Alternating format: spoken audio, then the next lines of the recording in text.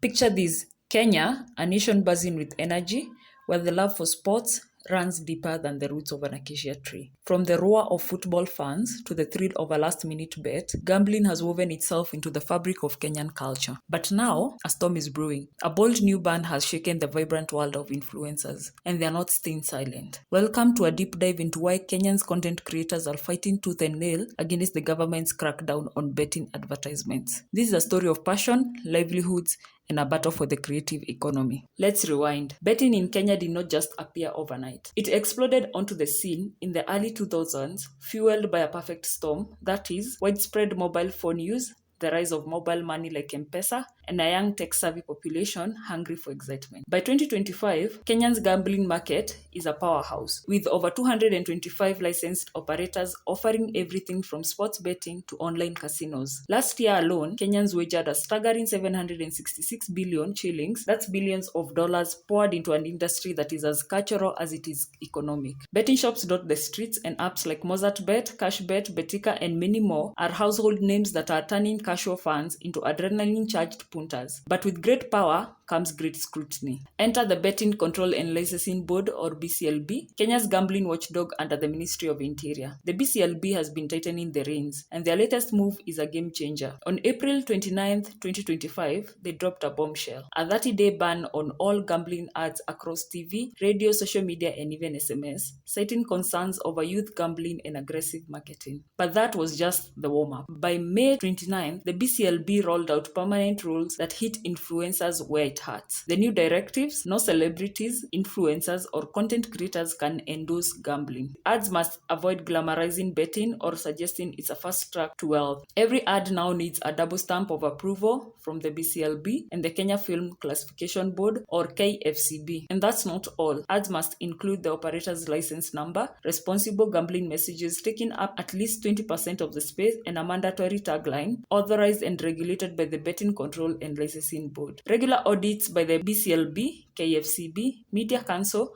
Communications Authority, and even the Directorate of Criminal Investigations ensure no one slips through the cracks. These rules are part of a broader push, with the Gambling Control Bill 2023 still under review, aiming to overhaul taxes, licensing, and consumer protections to curb exploitative practices. Now here's where it gets heated. Kenyan influencers on Instagram, TikTok, and X are up in arms. Why? Because betting ads were their golden ticket. For many, a single contract with a betting company could rake in 750,000 to 800,000 shillings a month, which is life-changing money in a country where the creative economy is a lifeline for youth. The Digital Content Creators Association of Kenya, or DCCAK, isn't mincing words. They've issued a 48-hour ultimatum to the BCLB demanding the ban to be lifted, arguing it was slapped on without consulting stakeholders. At a press conference on June 5, 2025, they highlighted the ripple effect. Thousands of jobs, from content creators to production crews, are at risk. One influencer put it bluntly: no client pays better than betting brands. We are being punished for a crime we didn't commit. They argue they don't glamorize gambling but promote it ethically, educating audiences on responsible betting. The influencers have a point, but the BCLB's concerns aren't baseless. Youth gambling is spiking, with smartphone access and 24/7 online betting apps like Aviator luring young Kenyans into debt and addiction. The government's worried about vulnerable groups, especially minors, getting hooked. But influencers says the bans are blunt tool. Mainstream media like TV and radio still run ads, so why target digital creators?